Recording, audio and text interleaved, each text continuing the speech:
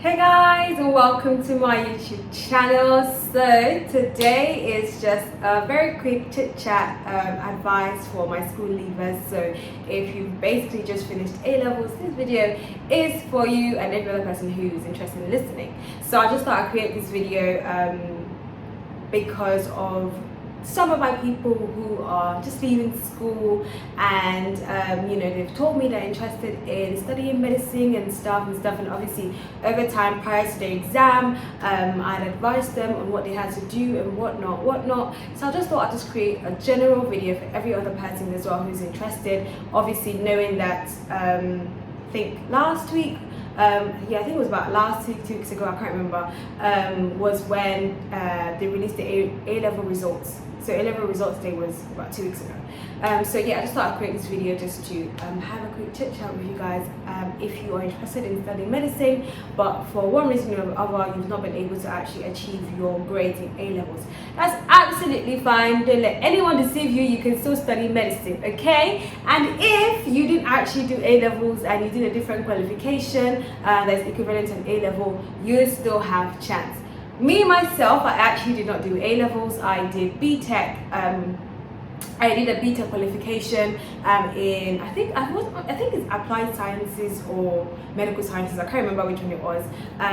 But yeah, I did that. I did the level 3 diploma, extended diploma, BTEC, and that was what got me into med school, believe it or not. So yeah, basically what had happened was I did not do A-levels at all. I finished my GCSE and I got a B and a C and I needed a B and a B. So yeah, it was annoying, frustrating, all the lots, because I only lost it by like 2 marks or something. So I thought maybe the teachers would be a bit lenient and put a good word for me that I could go study, but yeah, that did not happen. But anyway, I was advised by the careers advisor to go to this college in Bristol to study BTEC in what's it called, applied sciences. So yeah, I did that, and I did that for 2 years, and I got my diploma at the end of that.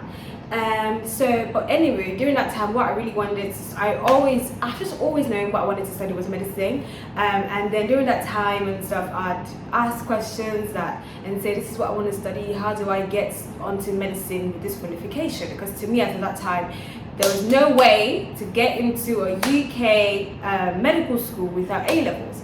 So I was trying to figure out ways on how to do it and stuff, but it's like either the teachers themselves did not know or they just didn't want to help me. It was just, doors were just shut here and there. It's like, this is what I really want to study medicine. How do I go about it? But yeah, none of that happened. It wasn't like towards the end of the second year of college that I can't remember how I heard about it, but I just heard people were doing biomedical science as an undergraduate degree, and then they would go into medicine as a graduate, the graduate entry route into medicine. So yeah, that's what I thought I'd do. I thought I'd start with biomedical science, and then from there I'll go into the route of graduate entry to get into medicine. But deep down, I just knew biomedical science was not what I wanted to do. But yeah, I don't know, I didn't have a choice. Anyway, along the time of like, okay, then deciding biomedical science is the only way for me to get through to where I needed to be, was when I then met like a family friend who was studying in Cyprus, and she posted on our story that she had just finished her induction, and the way I texted this girl, I was like, how did you get in? Where are you? Because I knew she couldn't get into med school just like me, and she had to start, I think she was doing medical physiology or something like that as a route to get into medicine.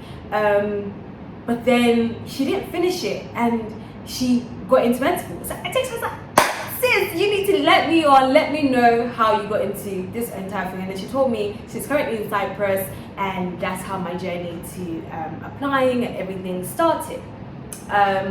yeah, and then the rest is history. Now I'm in my 50th year. I applied, I did my interview, I did everything. I will actually create like a different video after this video actually, that talks about how I got into med school, the whole process of da da da da da. But anyway, this one is a different story entirely. So that's how I got into med school. Now, over to the advice, okay? Because obviously I still needed my strong grades to get me to into med school. So I think I got distinction, merit, if I remember correctly. That was my result from my BTEC, and I had to make sure that my result was quite high for me to, you know, be in a good position when the time did come to get into med school. So that was the start. The second part was my personal statement. It had to make sense, okay? It had to make sense. If you want like a separate video on like the sort of things you should put in your personal statement, you can drop a comment, and then if there's enough people, I can always create a video on the sort of what my personal statement was like and what you could include in yours. So yeah, another thing is so making sure your grade is good, is great. It might not be the best and what is needed to get into med school right now, but at least it's good enough to put you somewhere else. So the start is your grades, and then your personal statement as well, making sense. And then the next, sorry, I wrote my notes here. The next is voluntary work. So once I put in my application and stuff, I could not start with the cohort that particular year. So what I did during my gap year, in the UK it's called a gap year. So what I did was I volunteered, and I volunteered with the city council, and I was with the library services, as well as I was also, what's the name of this place? The cancer research stores, the charity shops. That was what I was volunteering, just, you know, something for me to do. I really wanted to volunteer with the hospital, but something happened and I just couldn't do it. So I was with the charity shop, and I noticed that the customers that we were getting were, some of them were people with disabilities. So I included that in my personal statement, like, I don't have experience in the hospital, but I have experience dealing with this, not patients, with people with disabilities. And I remember like being in the store, and we just had like, it was a range of people, you know, those with learning disabilities, those with like physical disabilities, those with mental disabilities and stuff coming in. And I was on the shop floor, and I had to attend to them and obviously be there for them. So well, you put them together, because I was there for like a year, or just over a year. Yeah, I think I started immediately after I finished school. I can't remember how long I was there for, okay, but I was there, right? So yeah, I did that with them, and then I included it in my personal statement that, okay, I have experience, you know, dealing with people. It's not the hospital, but it's still experience nonetheless. Experience is experience. Let me repeat that. Experience is experience, be it at a workplace, be it at the hospital, be it at someone you're volunteering. Experience is experience, and that's all they need, okay? So that was included in my personal statement, and I made it clear to them. So if you're looking to get into med school and stuff, that's something you definitely want to look into. If is that you want to take a gap year, then you have even a longer time to have experience. Now, experience is good, but you know, it might not be necessary per se. It's great to have it, but you know, it might not be necessary. It's not to say that, oh, if I don't have experience, I can't get into med school. No, that's not what I'm trying to say. It's just, it worked for me, okay? It's what I did, and you know, I added it to my stuff and it worked for me. So it might be something for you to also consider as well. Aside from like that, the major advice is considering other options. This is where the main part that I wanted to stress on. Considering other options. don't let anybody tell you because you failed your A levels or because you don't have the grades required to get into med school now or get into med school in the UK that or wherever, or get into a med school. Don't let them say because you don't have the grades you can't study medicine. That's false. Okay? One man's poison is another man's food. All right? What you need to do is to actually broaden your horizon. You need to get out the box. Okay? You need to get out the box. Because obviously I was living in the UK and stuff, and it's like, I'm young. Well, when did I get accepted? I can't remember when I got accepted. But yeah, I was young and so I can't do it. I can't get to Cyprus. I actually deferred my entry for the next year. Yeah, and I just carried on with my voluntary work on the side whilst I was doing that. But yeah, don't let them tell you because you don't have what you need now, so you don't have any chance of doing medicine. That's not true. What you just need to do is to think outside the box. So in terms of the actual alternative routes to getting into medicine, you have, first of all, pre-medical sciences. So there's like pre-medical courses that you can do. I know University of the West of England was actually offering one at some point where we had, there were students that would go to the university and they would study pre-medical sciences, and once they passed, it was 1 year. It was for 1 year. Once they passed, they would then get to travel to Grenada. I hope I pronounced that correctly. Grenada, they would get to travel there to complete the rest of med school. That's how they arranged it for them. So the first is pre-medical sciences, and next is actually going for a full undergraduate course.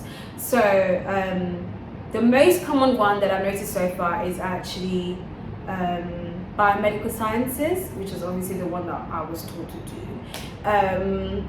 But my thing with, you know, doing a full undergrad before going into med school is that the competition to get into the graduate entry is quite high.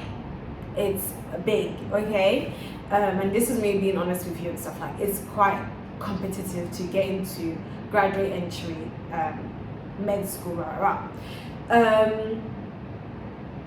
so yeah, I don't know, I tell people about us that's an option for them to consider, but I would personally, it's just, why stress myself? Because sometimes as well, like when people, I have people who have actually done full biomedical science in the name of, oh, I want it as a graduate entry to get into med school, and once they finish that, their dreams, aspiration of going to med school literally just died there. Once they were done with that, it's like, yeah, I can't be bothered to deal with this anymore. I'm done with school, and they just stopped and they just didn't go to med school. Not saying that's what's going to happen to you, but I'm just saying it's something that you need to be aware of. Because school is not easy, okay? It's not a piece of cake. There's times that people just get tired and they don't want to carry on. But yeah, either way, it's still an option for you to consider. Final option that I have, I think is the final option that I have. The final option that I have is actually traveling abroad. And I feel like this is the one that is not talked about a lot. I wasn't even aware of the fact that I could travel, you know, outside Europe, because UK was still under Europe at that time. I wasn't aware I could travel, go outside the UK to study, or go within Europe to study medicine. It wasn't something that clicked with me, and it wasn't something any career advisor, no head teacher, no lecturer, no whatever, no one told me this. I had to see for myself, someone who I knew being there, for me to be made aware of the possibility of actually studying abroad, to, you know, as a straight, simple entry into med school without the ziggy zaga. So yeah, I'm putting it to you now. If you want to get into med school, really consider other countries, because other countries sometimes are more open to actually accepting your qualification. My university accepted my qualification, they accepted my grades, and that's how I got in here. there are other universities that are open to, you know, other qualifications and stuff, and even other grades. If the UK is asking for, I don't know what they're asking for now, they're asking for A star, A star, A star, and you got maybe A star A, or A star B, or whatever, the UK might not take it. But maybe if you put it forwards to like an European university, you could, you know, end up getting into that uni, because they just don't have what's it called, their requirement is just not the same as the UK. And you know what, you can say, oh, they don't hold the same standard as the UK, blah blah blah.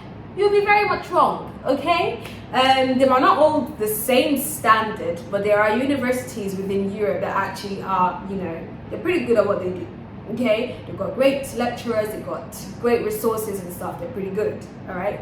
So I'll just put it out there to you that if you're still interested in studying medicine and you've just recently failed, all in all, just do your research around universities that either offer pre-medical sciences, or universities that are offering courses that you can use to get into graduate entry medicine, or graduate entry medicine in your country. You might want to look into that, or just think outside the box. Do research, find other countries that would accept you with, you know, accept you as you are with your grades, and you just get straight entry into medical like that. I think that's it. I was hoping I wouldn't make this video too long, but I hope that helps one or two of you. If you have any questions or anything that you'd like to ask me, don't forget to put it in the comment section. And if you have enjoyed this video, don't forget to like, don't forget to comment, and then don't forget to subscribe, of course. I'll be making more videos, like more sit down videos like this, where I just address, you know, all things medical. So the next video that will be coming out, or that might be coming out after this one, would be studying medicine generally and what life is like in Cyprus. So I'll catch you guys in my next video. Cheerio. Oh yeah, good luck, good luck, good luck, good luck. Okay, hopefully it all works out for you, on to your loved ones that maybe you're watching the video for. Okay, I'm talking too much now. Catch you guys in my next video. Cheerio.